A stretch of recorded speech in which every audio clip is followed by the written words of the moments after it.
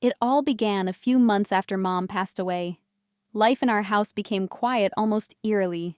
So, as if the walls themselves were mourning her absence, Dad and I rarely spoke beyond the usual greetings and mundane household matters. I assumed we were both coping in our own way. But one evening, something changed. I was sitting in the living room flipping through old photo albums. Mom's laughter seemed to echo from the images, her bright eyes beaming at me even through the faded pages. I didn't hear. Please subscribe to my channel so I can continue to bring you more interesting true stories like this. And don't forget to watch this video till the end, because this story is going to be very interesting. Dad entered the room until he spoke. Looking through memories, he asked softly, his voice carrying a mix of sorrow and tenderness. I nodded, unable to speak, for fear that my voice would break. He sat beside me, closer than he had in months, and took the album from my hands. We were lucky to have her, he said, flipping through the pictures. His hand trembled slightly as he traced Mom's face in one of the photos. She was everything to me. I felt a lump in my throat. To me too, I whispered. We sat in silence for a while, flipping through the pages together. I didn't realize how much I missed having this kind of connection with him. Just sitting close, sharing a moment. It reminded me of the times we'd all sat together as a family before everything changed. I know I haven't been the best father lately, he admitted after a long pause. I've been lost without her, and I'm sorry if I've made you feel alone.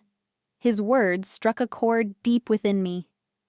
I hadn't realized how much I needed to hear them until that moment. It's been hard for both of us, I replied. But I don't blame you, Dad. He smiled faintly, the lines on his face softening. You're more like her than you realize.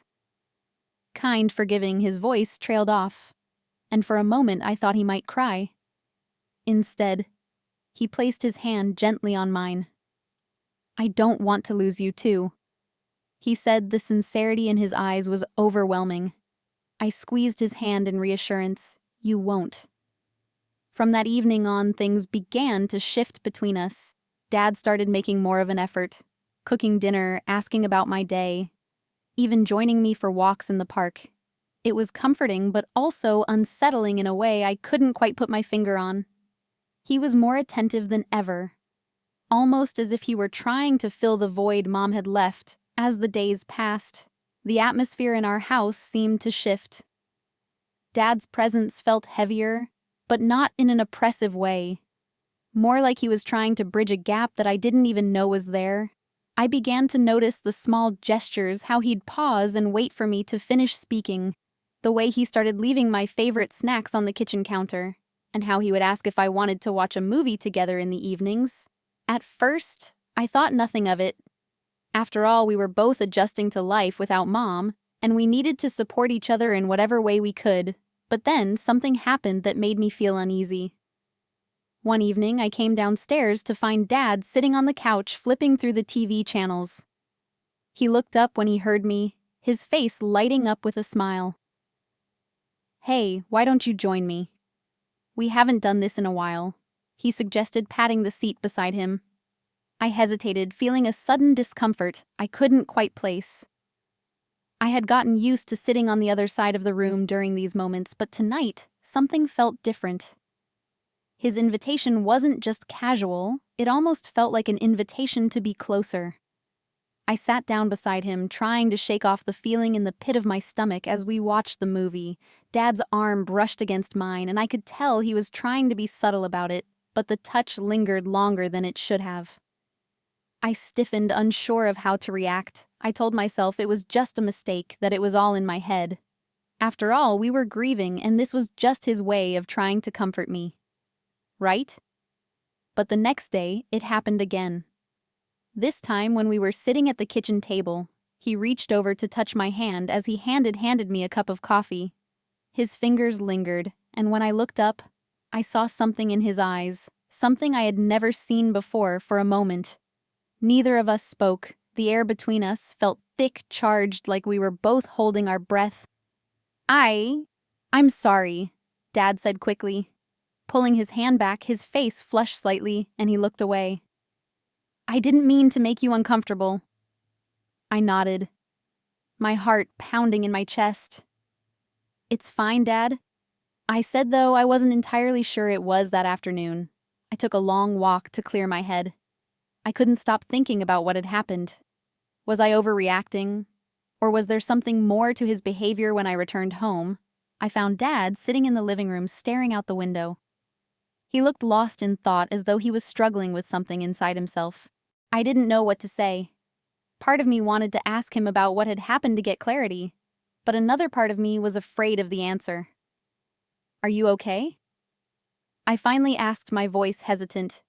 He turned to face me, his expression soft but tired. I'm just trying to figure things out, he said quietly.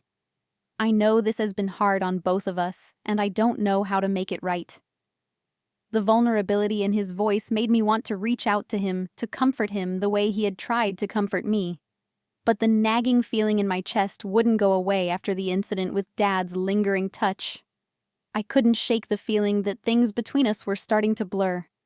I kept telling myself it was just grief, that we were both struggling in our own ways. But every time Dad got too close, my heart would race. And I couldn't help but feel like there was something more beneath the surface. A few days later, I was sitting in my room trying to study when Dad knocked softly on the door.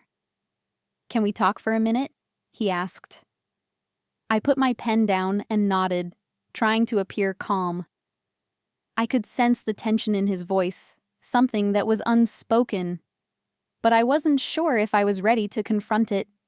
He sat down on the edge of my bed, facing me, his hands clasped together. I know things have been strange. He began, his voice low. I've been thinking about what's happened lately, and I don't want you to feel uncomfortable. I stared at him, unsure of how to respond. The last few days had been filled with an undercurrent of unspoken words and gestures that left me confused. I've been trying so hard to keep it together for you, he continued. But I think I might be making things worse. I'm sorry if I've overstepped. I don't know how to cope without your mom, and I found myself leaning on you more than I should. His words made my heart ache, but they also made my skin crawl. I knew he was grieving, but the way he was looking at me now felt different from the fatherly love I had known. It was as though he was searching for something in me, something that wasn't just a daughter's comfort. I understand, Dad, I said, my voice trembling slightly. I know it's been hard for both of us, but we have to be careful. Okay, I don't want to feel like I'm the one holding everything together. I know, he replied quietly. I don't want to make you feel like that. It's just, sometimes I feel like you're all I have left. His words hung in the air like a cloud. I didn't know how to respond to them, without sounding cold or distant. I didn't want to push him away, but I also didn't know how to help him without compromising my own sense of comfort over the next few days. Things felt even more strained. Dad continued to be overly attentive, constantly checking in on me, offering help with things I didn't need every time I tried to create some space. He would step closer, whether it was standing too close while I was cooking, or offering to walk me to school in the morning. One afternoon when I was reading in the living room, he came in and sat beside me this time. He didn't say anything. He simply sat there, his shoulder brushing against mine. I could feel the warmth of his body next to mine, and once again that feeling of unease washed over me. His proximity wasn't just comforting, it was suffocating. I stood up abruptly, my heart racing. I need to go for a walk, I said. My voice shaky, Dad looked up, his eyes filled with concern. Are you sure you don't have to? I'm fine, Dad. I just need some space. I interrupted, unable to explain what was really going on in my head.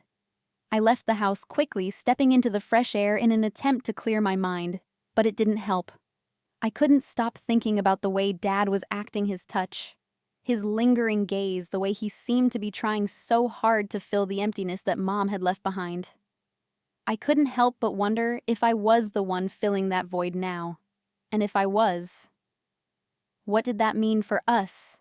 That the days that followed were a mix of confusion and self-reflection. I couldn't shake the unease that seemed to follow me everywhere I went. Dad continued his efforts to reconnect with me, but his actions, though kind, began to feel unsettling. It was as if he was grasping for something that he couldn't name, and in the process I felt more and more like I was losing myself one evening. I returned home from a walk to find Dad waiting for me in the living room. He was sitting on the couch, hands folded in his lap, as if he had been thinking deeply about something. "I've been doing a lot of thinking," he said, as soon as I entered. "I know I've been different lately. I don't want to make you uncomfortable, but I think I've realized something." I stayed silent, unsure of where this conversation was headed. The way he was speaking felt serious, and I braced myself for whatever was to come. "I've been trying to make up for everything I lost." He continued, his voice softer now. "But I've been leaning on you too much. You're not Mom. And I've been asking things of you that aren't fair. I'm sorry if I've made you feel like I was expecting something from you that wasn't right." His words hung heavy in the air. I felt a rush of relief mixed with lingering confusion. He finally acknowledged it. Finally recognized that his actions had crossed a line, though he hadn't meant for them to.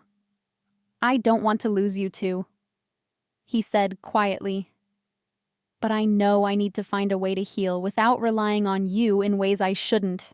It was the first time I felt like we were on the same page. The tension that had been building between us started to dissolve, and I felt a shift in the way I looked at him. His grief had been consuming, and while it had led him to seek comfort in ways that were hard for me to understand, I now realized that he wasn't trying to replace Mom. He was just lost like I was. "We'll get through this," I said, my voice steadier than I expected. "We both will. But we have to heal in our own way together, but separately, you know." Dad nodded, the weight on his face. Lifting for the first time in months, he looked like a father again, strong yet vulnerable, and trying to do what was best for both of us. From that moment on, things started to improve. We found a new rhythm, one that allowed space for both of us to grieve in our own way without crossing boundaries. There were still hard days.